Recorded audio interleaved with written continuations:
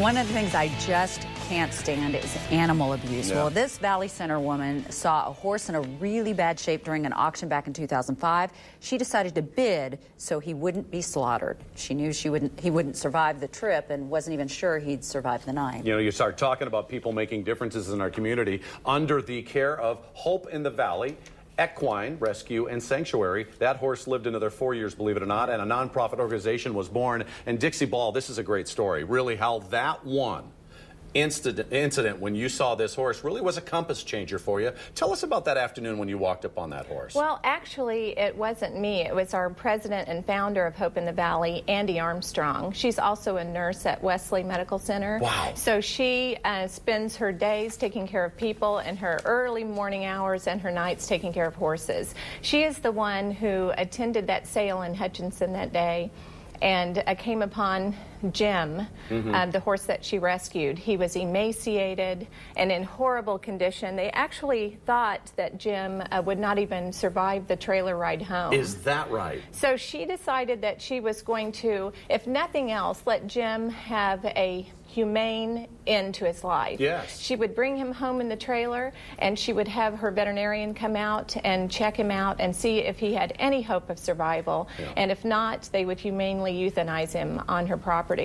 But what happened was the most amazing thing. Jim did survive, and he ended up having 5 wonderful years. Isn't that great? Giving rides to other children, including Andy's daughters that live there at the facility. At the facility? Well, we Neat. saw a picture of Jim just earlier, and he looked so healthy. It's amazing that he came back that well.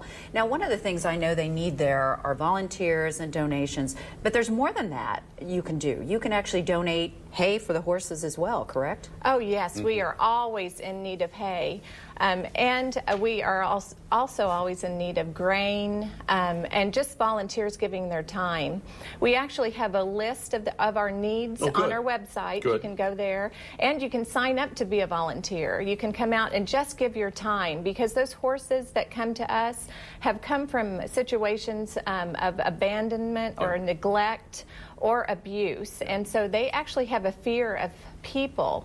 And having our volunteers come out and spend time with them and getting them to trust again is, gosh, 80%. 80%, you bet, you bet. Of what we need to get these horses rehabilitated and then back out there into loving homes. Now, let's talk about that, too, because if you're going to pay your bills on a month-to-month basis, the first thing that's probably going to go is the feed for the horse in some families, in some situations. You take these horses in. Dixie, talk about it, too. You also adopt them out, don't you? That is true. Okay. We bring the horses in, and the whole procedure is the horses come into us.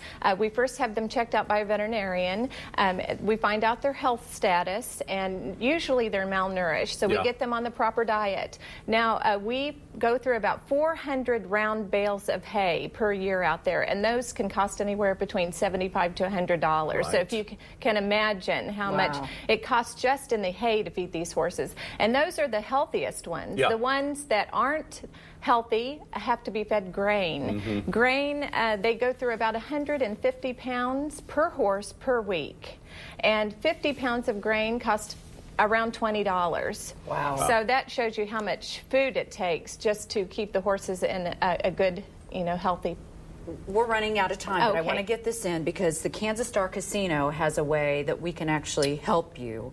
They've got a tree decorated, and people can then vote on the tree, correct? We are so grateful for the Kansas Star Casino. Last year they donated hay to us at Christmas time. This year they've given us an opportunity to be in a Christmas tree decorating contest. Oh, neat. There are 10 local charities that are involved in this contest, including Hope in the Valley, and we were all given a 10-foot pre-lit Christmas tree that we were able to decorate, and now there's a contest going on. So the public can go to Kansas Star Casino.